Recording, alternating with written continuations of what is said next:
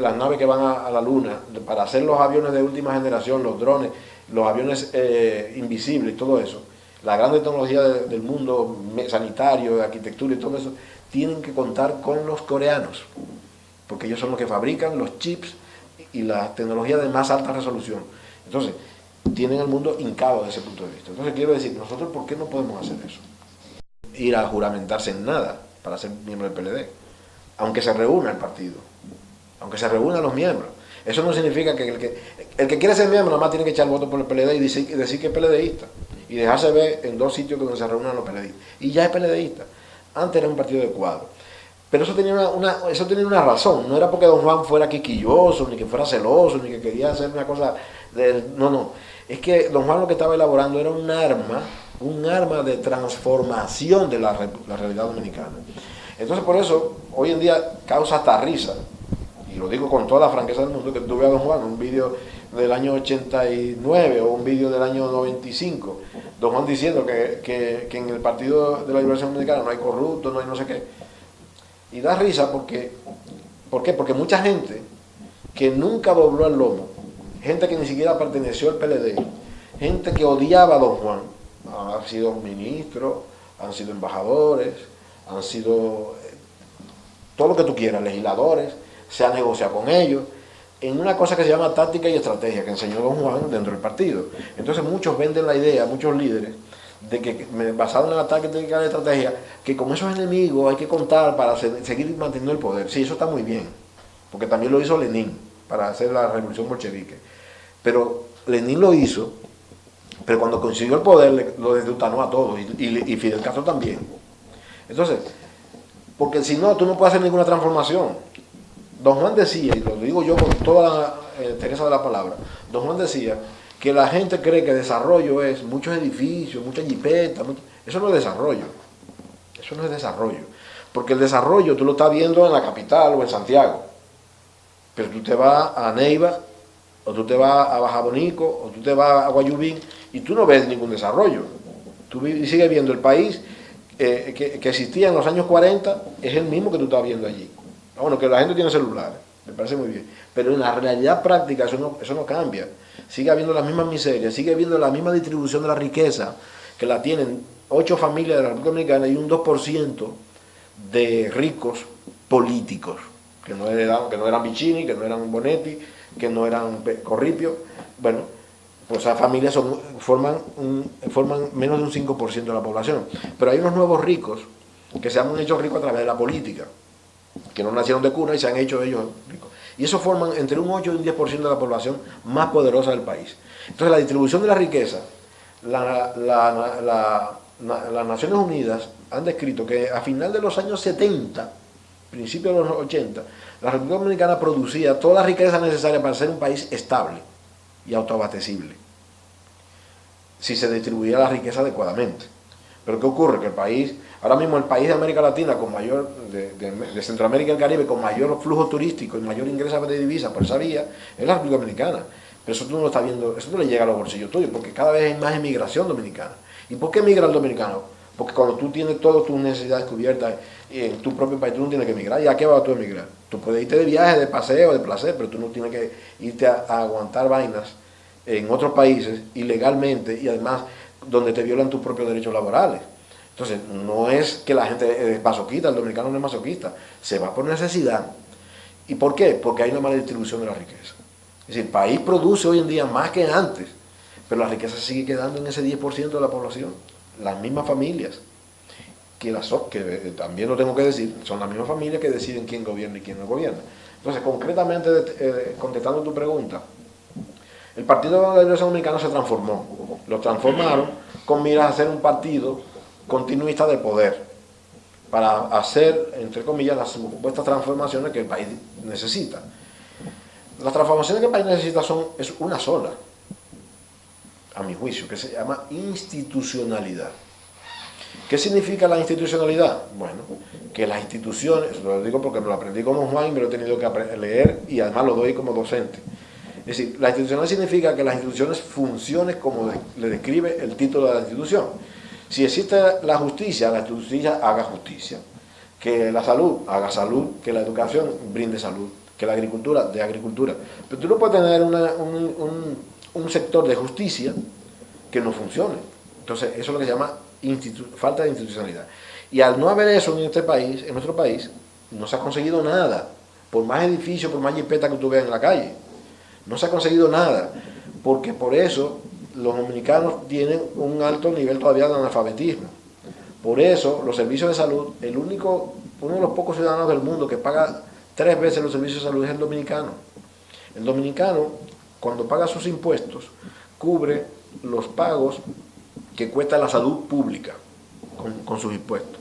Ese mismo dominicano, si va a un hospital público y no lo asisten como él debe, como se debe, se paga un seguro, el segundo pago.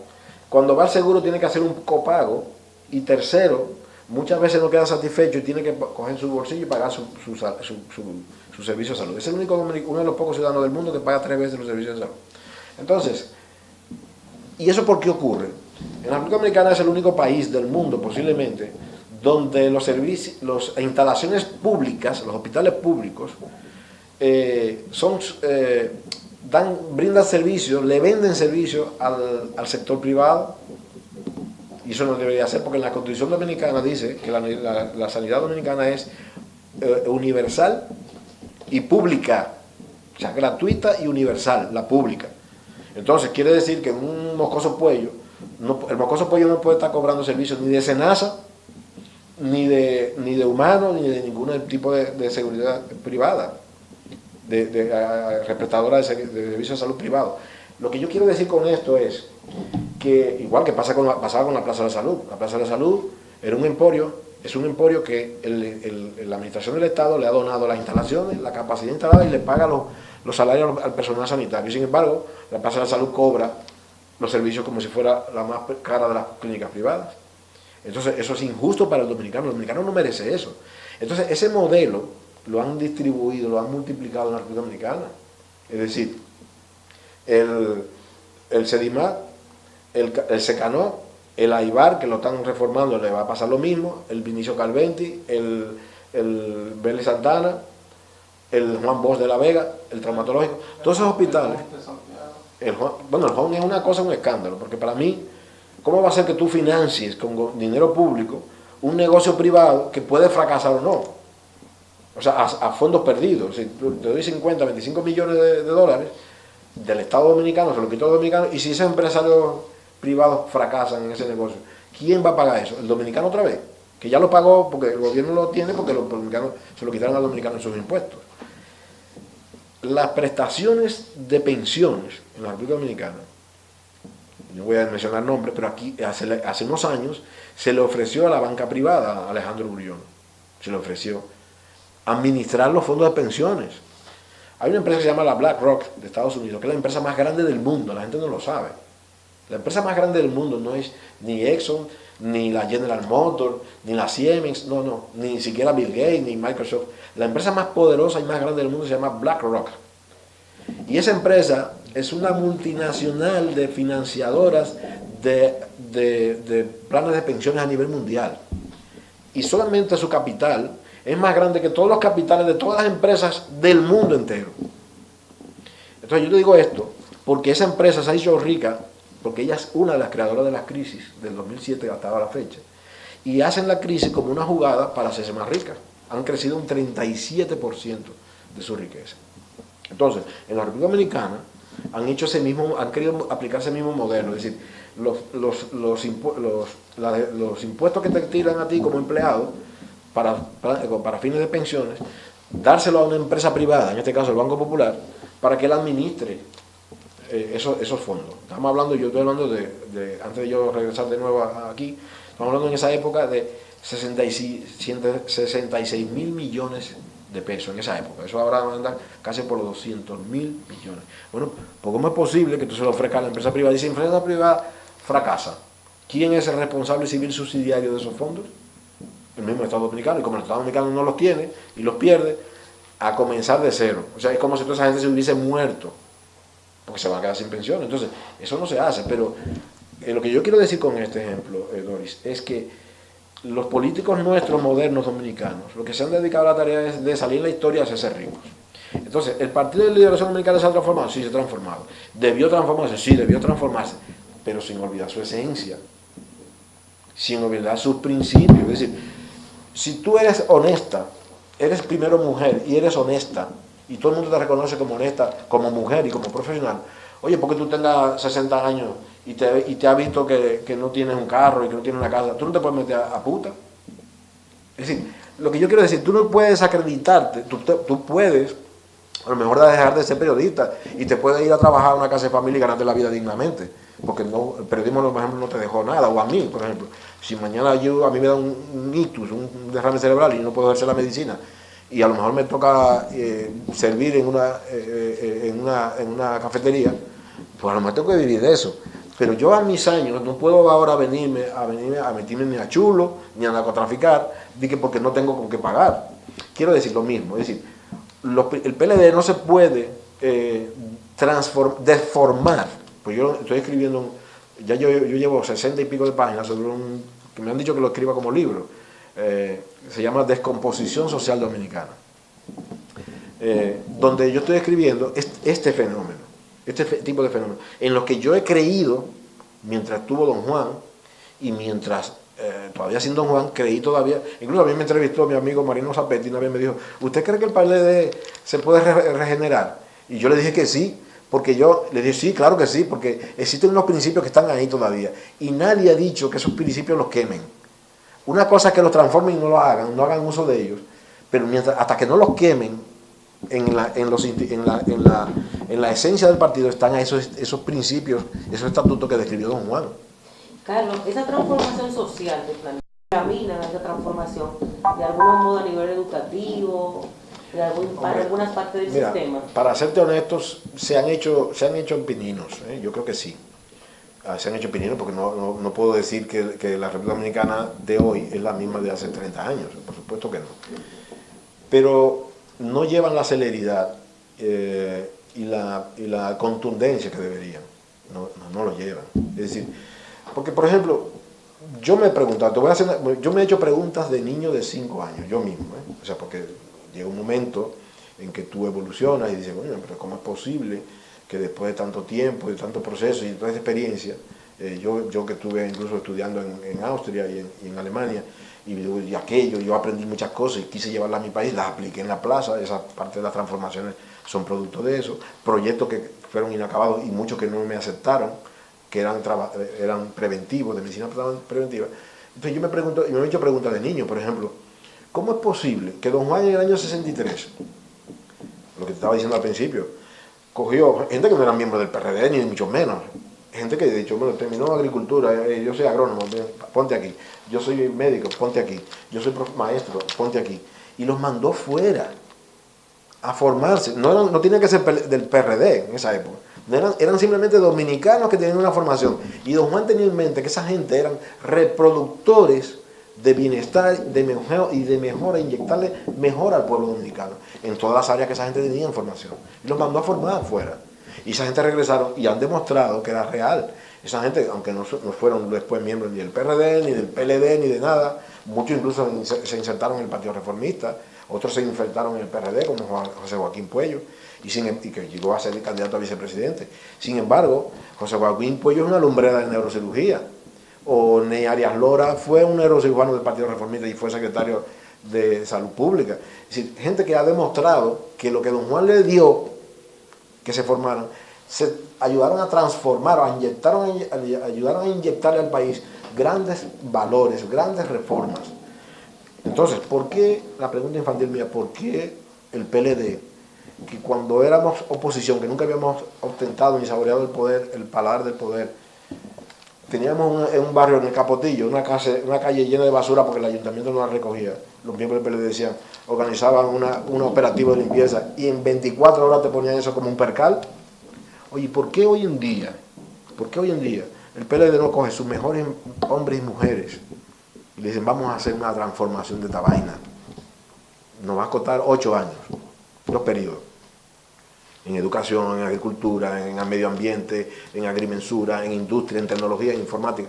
Coño, y coge a esa gente, incluso coge gente que no sean del PLD, aunque dirigidos por el PLD, para que mantengan los principios. Vamos, el PLD como era de antes, pues ya no, ya que digo, eso se mezcló los churras con la merina, entonces ya no hay garantía de que un tipo honesto siga siendo él honesto y los demás sigan siendo honestos, porque ya no lo hay, eso no nos podemos poner la venda, Pero esa transformación era posible, y yo creo que es posible, y el que haga eso se casa con la gloria, que es diferente a salir en la historia, porque tú puedes salir en la historia porque mate a alguien importante, y no eres valioso. Ahora, casarse con la gloria significa hacer lo que hizo Don Juan, dedicar la vida a lo mejor posible mientras está vivo. Es decir, y sin importar dónde estuviera, porque Don Juan incluso hizo un absurdo para mí, que yo se lo dije a él. Una vez me dijo que se estaba preparando, yo le hice una evaluación porque se estaba preparando para irse de voluntario a Nicaragua, para luchar contra la Contra. ¿Tú sabes lo que significa eso? Y Don Juan tenía 70 años. Y pero tú estás loco, Don Juan. Pero ¿y cómo es posible que usted siendo el líder, a usted lo van a coger? Primero, usted no tiene formación militar, usted lo van a agarrar y lo van a matar. Y después que lo maten se queda sin cabeza el movimiento nuestro. No, porque es que esa época Reagan reforzó la Contra con muchísimo dinero y eso. No, porque este tipo está haciendo esto y yo con mi figura y con una serie de líderes latinoamericanos queremos ir a hacer eso. No, usted no puede ir, es un absurdo de su parte. Usted es un líder, nos podemos ir nosotros, que somos los que estamos inspirados en usted, pero usted es la cabeza pensante, la que mantiene la garantía de lo que se está haciendo. Todavía el PLD no tiene la madurez suficiente para garantizar de que siga rodando, necesita un líder firme y vivo. Entonces, esas transformaciones sí se han hecho, Pirino, pero no con la celeridad y la contundencia que necesitan. Es decir, no puede ser, Doris, que a la altura de hoy, en la República Dominicana, no haya una plataforma, por ejemplo, de universidades o de estudios básicos o de educación primaria que sea ejemplo de América Latina, que podía hacerlo perfectamente, porque somos un país chiquito. Y el presupuesto nuestro da para eso y sobra. Porque ¿dónde se va el grueso del presupuesto nuestro? ¿Dónde es que se va el grueso? Pero fíjate tú, ¿cómo es posible que un 4% del presupuesto, que está establecido por ley, que no es que a nosotros nos gustara o no nos gustara, es que lo establecieron en ley, porque se puede derogar la ley y lo cambia y pone 2. Pero si dice 4, ¿por qué tú no le das 4? Y si tú has sido catedrático y eres profesor de universidad, tú te duele saber lo que pasa de eso. Entonces ponle 6. Aunque la ley dice que 4, dale 6, porque tú eres el poder ejecutivo. Y en países como los nuestros, lo que más se parece a Dios es un presidente. Entonces tú lo puedes hacer. Entonces, ¿por qué no lo hacen? Entonces, esas preguntas infantiles yo me las he hecho. Y me las he hecho cuando yo ahora, que murió mi madre, que fue a Santo Domingo, y me encontré en la puerta de un hospital importante de allí del país, a gente sufriendo. Y yo digo por mi profesión, y digo, pero es que eso no es posible. Que es que no es posible, porque este país produce para eso. Y no vea los líos que ya me hay cuando se me va la lengua, ¿no? Pero, claro, con eso yo no resuelvo nada, porque el problema es, lo que decía Don Juan, es crear la plataforma. Es decir, que yo ahora mismo estoy formando muchos dominicanos, en este momento, día 14, tengo ahora mismo 118 dominicanos, médicos, bioanalistas, enfermeras, nutricionistas, algunos sociólogos, algunos abogados y algunos economistas en la universidad a través de educación superior. Estoy dándole clases sobre gestión sanitaria. Y el denominador común que doy en mis cátedras es la necesidad de que ellos lideren la transformación de la salud en la República Dominicana, porque eso es lo que le toca, porque eso es lo que están haciendo. Y que sean críticos con su sociedad, críticos en el sentido constructivo, es decir, no es caerle a pedrar a nadie, ni maldecir a nadie, sino si alguien usted entiende que lo hace mal, exponer su criterio y debatirlo con el otro, decir, mira, tú no lo están haciendo bien, ¿por qué? Porque yo pienso esto y esto y esto, ¿por qué no se hace así? Y tengo este tipo de estudio para proponerlo, ¿no?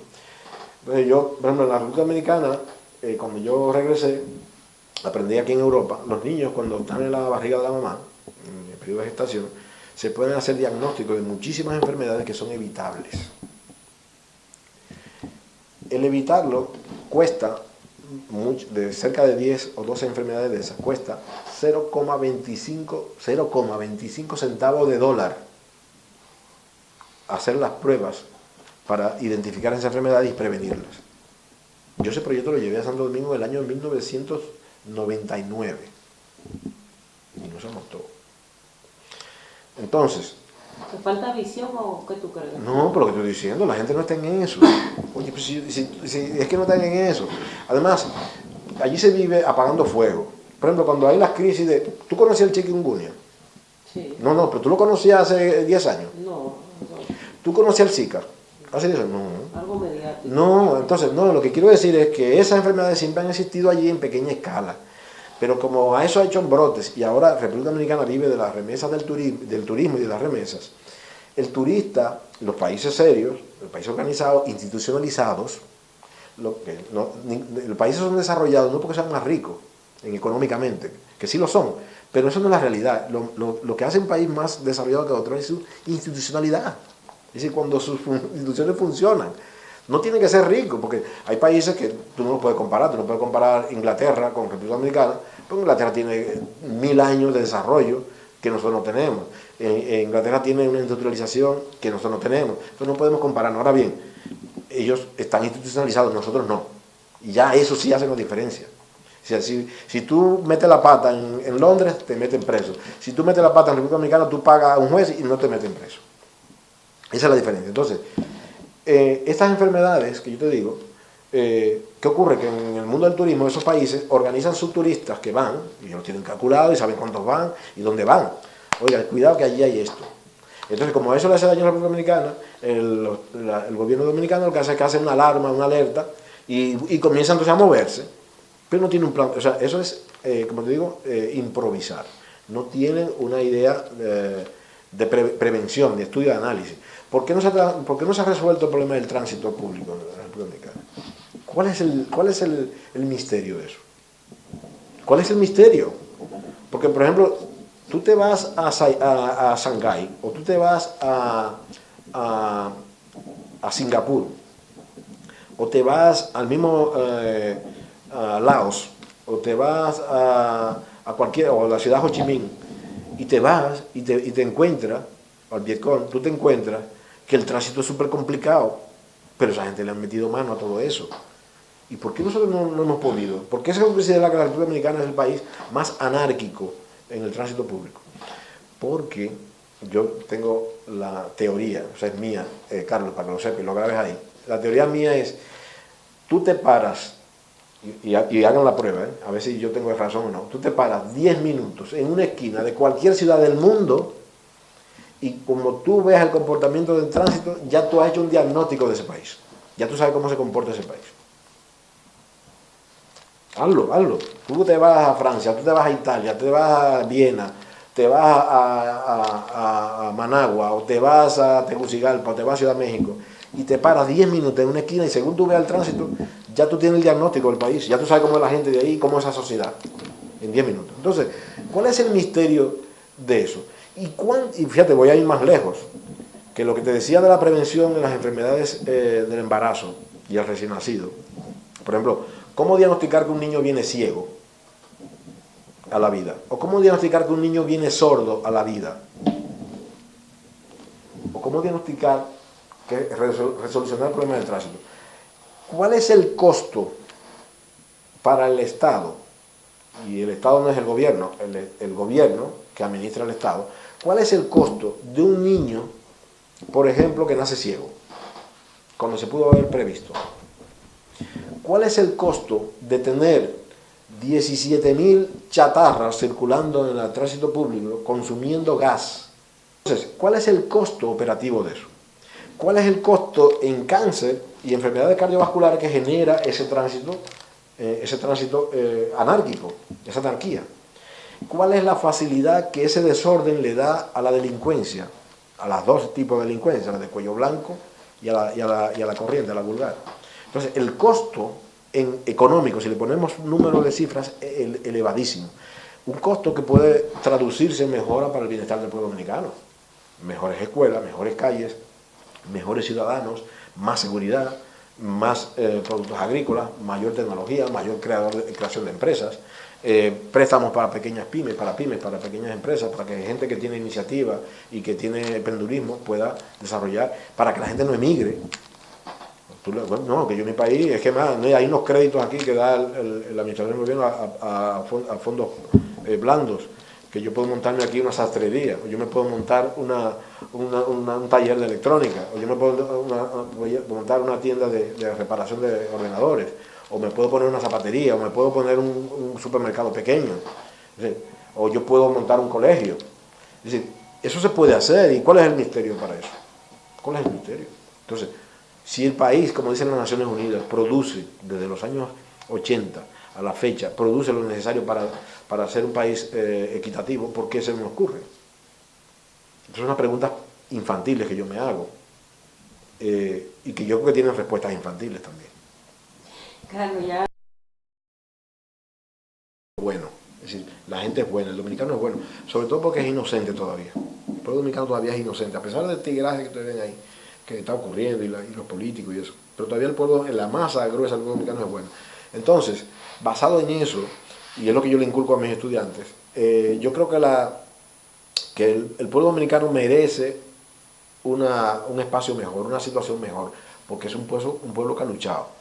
Es un pueblo que se ha quitado varias dictaduras de encima, es un pueblo que ha sido colonia, es un pueblo que ha sido incluso ultrajado y maltratado por sus propios liderazgos internos, desde Santana hasta la fecha. Entonces, yo creo que se merece mejor suerte. Entonces, eso es posible. Yo creo que hay que identificar líderes. Y líder no significa, como decía don Juan, el líder no es un tipo que estuvo a la universidad y estudia liderazgo. Tú estudias liderazgo comercial, mercantil, de marketing, pero tú no puedes estudiar, tú tienes que tener una madera de liderazgo. Tú tienes que tener una capacidad de ser transformador, de que la gente tenga confianza en ti. Y ya cuando la gente tiene confianza en ti, ya tú eres un líder. Pero el liderazgo implica una responsabilidad, porque ya no es que tú te salves, ni que tú hagas cosas buenas o malas, es que va a haber gente detrás de ti que dependen de tu liderazgo. Entonces tú no puedes tirar, si tú no te tiras por un barranco, tú no puedes hacer que esa gente se caiga por el barranco también. Entonces es una responsabilidad. Yo creo que el país este momento requiere ese liderazgo. Hay mucha gente de a pie que ni siquiera es político, ni es profesional de nada, y son líderes, porque son gente honesta, son gente seria, y son gente que han hecho una vida, aunque sea corta todavía, han hecho una trayectoria loable, una trayectoria buena. Entonces esa gente hay que seguirla y hay que estimularla. Yo creo que el mismo PLD, aunque mi amigo Marino dice que no, pero yo creo que si llega un liderazgo dentro del partido, que va a ser difícil, porque ahora mismo lo que se ha puesto es la canasta de los dólares, y así como objetivo a conseguir. Si surge un líder que el país lo necesita, que sacuda la historia, que no esté atento a valores materiales, es muy probable que la República Dominicana pueda reconducir su destino con mejor justicia. El país nunca es tarde para llegar cuando uno tiene que llegar, es decir, el país se lo merece. Y además es un país que está ávido de justicia, aunque la gente no lo entienda, aunque una persona de a pie no lo entienda así como yo lo estoy explicando. El país tiene avidez de justicia, porque hay todavía mucha injusticia distributiva, que es lo que digo, es decir, si el país tiene un Producto Interno Bruto, incluso uno de los más altos de la zona en los últimos años, ¿cómo es posible que esa distribución no se llegue no quiere decir que le llegue directamente a la gente en el sentido de que le den un sueldo gratis, sino que esa persona desempeñe una función, cualquier oficio, y le es rentable hacerlo con honestidad? Pescar, por ejemplo, una de las cosas que en la República Dominicana nunca se ha hecho, y Don Juan lo pensó en el año 63, fue explotar los mares. Porque no tenemos una zona marina, nosotros somos una isla y los dominicanos no comen pescado. Comen pescado importado, que viene de Ecuador y de Vietnam, que viene congelado. Cosas que nosotros no tenemos ese hábito. Entonces, sin embargo, el país, somos isleños, tenemos una fortuna marina, tenemos una fortuna agrícola, somos un país bendito por la naturaleza, por nuestros propios ecosistemas. Entonces nosotros tenemos un turismo, tenemos un país con atractivo turístico que puede explotarse, pero que no es la única vía. Además que el turismo, como lo estamos explotando nosotros, dentro de pocos años va a desaparecer, y eso tiene que quedar claro. Y yo no he oído de planes transformadores de ese esquema. Es decir, si la primera fuente de ingresos es el turismo, Yo no he oído de proyectos preventivos de transformación. Yo me he leído ya varios estudios de los modelos de turismo que se van a gestar en los próximos años a nivel de países, por ejemplo, subtropicales y tropicales como los nuestros. Y sin embargo yo no he oído, a lo mejor estoy equivocado, pero no he oído a nadie hablar de la prevención cuando ese turismo que tenemos ahora, ese modelo se agote, ¿qué va a pasar? ¿Y de qué va a vivir el dominicano? ¿Del narcotráfico? ¿O de la política? Porque si tú pones a los políticos, que yo le digo a mis hijos, cuando estamos en la sobremesa, digo, mira, si tú pones a los políticos y pones los puestos honoríficos, nadie es político. Nadie es político. O sea que yo tengo, de todas maneras yo guardo esperanza porque hay gente buena, como tú, como Carlos, como mucha gente buena. Sí, que por lo menos hasta ahora, yo sepa, son honestos. Entonces, sí, la honestidad es un arma y es un poder. La verdad.